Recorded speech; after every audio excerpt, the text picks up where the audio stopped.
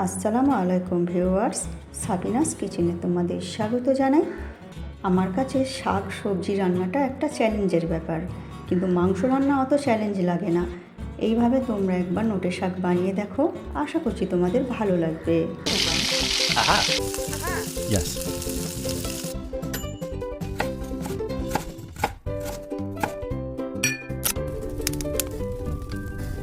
Wow!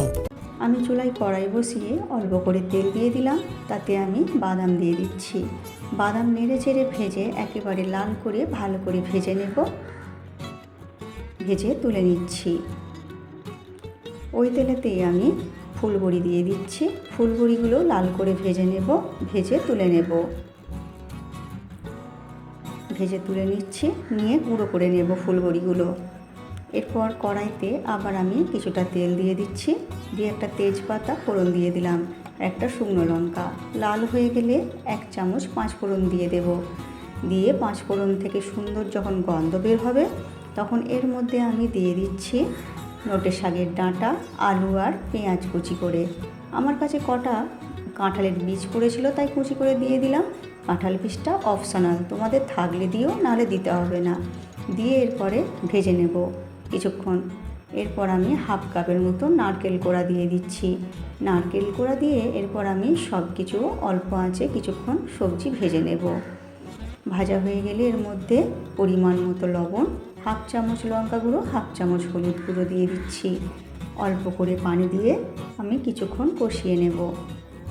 নারকেল কোড়াটা সবজির সঙ্গে কিছুক্ষণ ভেজে নিলে নারকেলের যে ভাজা গন্ধটার জন্য তরকারিটার টেস্টটা আরও ভালো লাগে। কষানো হয়ে গেলে এরপর ভেজে রাখা বাদাম আর গুঁড়ো করা ফুলবড়ি দিয়ে দিলাম। দিয়ে এরপরে অল্প করে পানি দিয়ে দিচ্ছি। পানি দিয়ে ভালো করে নেড়ে দিয়ে এর মধ্যে এবারে নোটে শাক ভালো করে ধুয়ে পানি ঝরিয়ে দিয়ে দিলাম। দিয়ে একটু নেড়ে দেব। এখানে শাক থেকে যা পানি বের হবে তাতে সব কিছু সেদ্ধ হয়ে যাবে, তাই এখানে আমি অল্প করে পানি দিয়েছি। এরপর ঢেকে হতে দেব। মাঝখানে যখন এর শাকটা একটু কমে যাবে, ঢাকনা খুলে ভালো করে নেড়ে দেব। নেড়ে দিয়ে এরপর আবার আমি ঢেকে দেব। দিয়ে যখন সব কিছু সেদ্ধ হয়ে যাবে, নামানোর কিছুক্ষণ আগে 1 চামচ রসুন থেঁতো করে দিয়ে দিচ্ছি, আর 1/2 চামচ চিনি দিয়ে দিচ্ছি। চিনিটা দিলে খেতে ভালো লাগবে, তোমরা অবশ্যই দিও। এরপর ভালো করে 10 মিনিট অল্প আঁচে রান্না করে নেব। নিয়ে এরপর তোমরা পরিবেশন করো ভাত রুটির সাথে।